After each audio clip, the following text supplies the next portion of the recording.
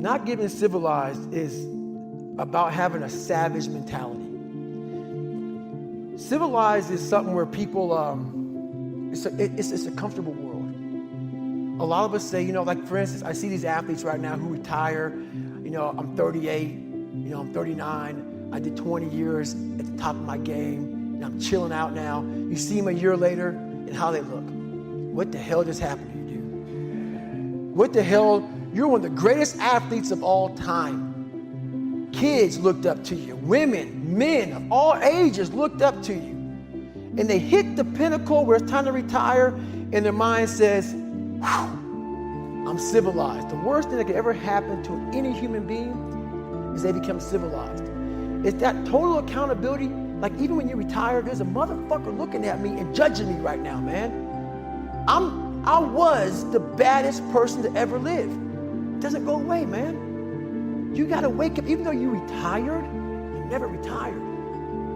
You're setting the example every single day of your life. And being civilized feels so good. I'm sorry, man. Once you get to the top, you may retire, but you ain't ever coming back home, man, because now you're judged. People see you falling off. You want to be that guy who knows I may be retired from the sport or forever I did, but I'll be damned if you ever see me looking like shit, feeling like shit, not arriving. People, I've arrived. I've arrived mentality. You're always setting the example.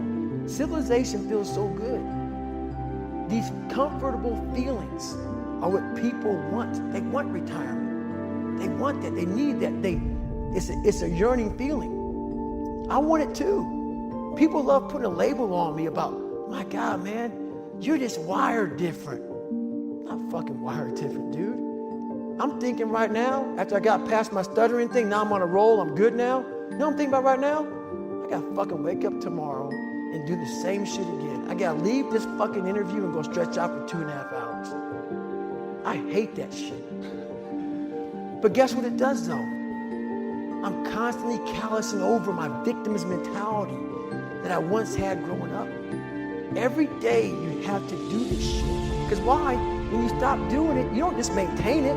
If you stop shooting a gun, you're not gonna be a great shot when you pick a gun up a year from now. The only way to keep from getting rusty is to constantly owe that motherfucking machine. The machine exists. You gotta keep challenging it every day. How do I do it? How am I able to do what I do on a daily basis? How do I fight the demons? Because they hear me speak and I'm very raw and real. How do you fight my insecurities? All these things. And they're there every day. They're there every day. Like you said, I'm in search for a feeling. I'm not in search for a trophy. I'm not in search for love. I'm not in search for more followers on Instagram or social media. When I started this journey years ago, and I realized that I'm going to be somebody, and I'm searching for a feeling of true victory for myself, and only myself. The second I shut out the whole world and realized that one thing, that I am in this world alone. I'm fighting this race by myself. Yeah, I'm all about people, I'm all about team, I'm all about that shit.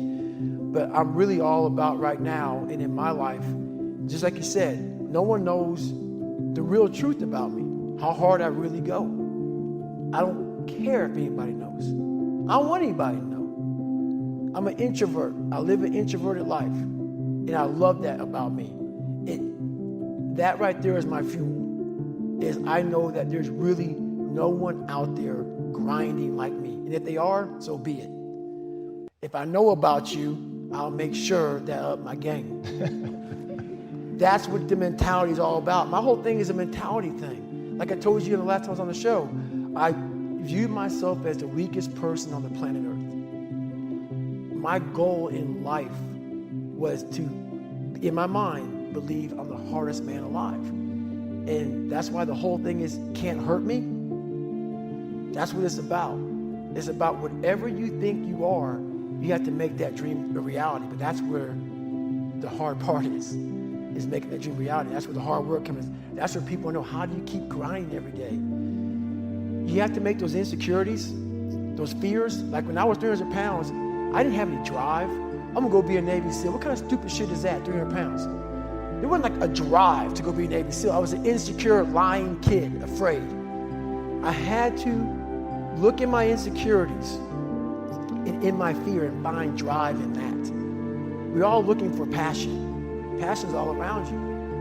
You have a whole fucking stack of it all around you. It's your insecurities, all that shit. You gotta dive deep in that shit. It's all in there. All the energy and fuel you need is right in yourself. It's all there. You got a lot of stuff to do to overcome. And that's where I found it. I found it right there in my own insecurities. I found drive in my own insecurities. And that's the most powerful thing in the world. When you can find drive in your own doubt, fear, insecurities, you become very unstoppable. It's the truth. Who is sitting here right now today? This is the real me, obviously. But I'm gonna go I'm a very philosophical person. And I'm gonna go there with you real quick. I believe in a higher power. Don't know the name, don't know where it's coming from, don't know anything like that. But I believe that this power, and visualize with me real quick. Let's say it's a man up there or a woman, whatever, and they have a chart. And when you're born, they say David Goggins, born February 17, 1975 at 6 a.m. They write the chart down because they can see everything. They know exactly what you're fucking supposed to be. They know what you're supposed to be. You die, you go to so-called heaven. You arrive at heaven, I'm 300 pounds. I retired as an Ecolab guy, which is okay, just a job, whatever. I go up there and God looks at me and he shows me my chart. And my chart on there says you were supposed to be a Navy SEAL. You're supposed to weigh 185 pounds. You're supposed to be one of the smartest people on the planet, this, all this. You see this. And now you're in heaven, you made it to heaven, but you're like, God, I was supposed to live that life. I was supposed to live that life. And then you find out that the reason why, because we all think that if we pray on it, if we do this, if we do that, whatever, if we don't work, it's going to magically happen for us. No. I believe that when I'm all said and done with, my whole job is to outwork the chart. Whatever the fucking chart says about me, the all-knowing power up there, I want to get up there and say, him look at me and say, I know everything. I didn't fucking see this. I didn't fucking see this.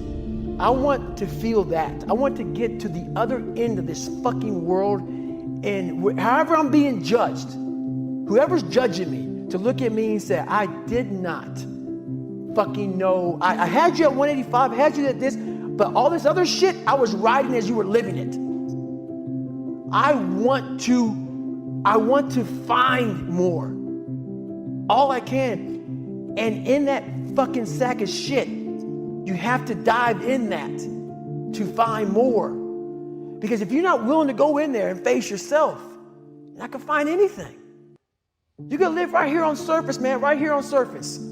So if there is an ending to this world and there is somewhere to go and there's a judgment, you're gonna get there and you might see a chart. And that chart may tell you who the fuck you should have been. And now you get the rest of your life to think about that. Man, I could have lived a much better life if I just would have just suffered a little bit more. If I just would have went in that shit and realized I had so much more. But fear and the 40% and living here versus living here, being afraid, stopped me. So I'm a big guy in visualizing. I'm a big guy in making a world. It may not exist. To me, it does. To me, it does. And I'm overpowering myself every day. And you got to find tools to do that. That's the tool that I use. So that's what it's all about.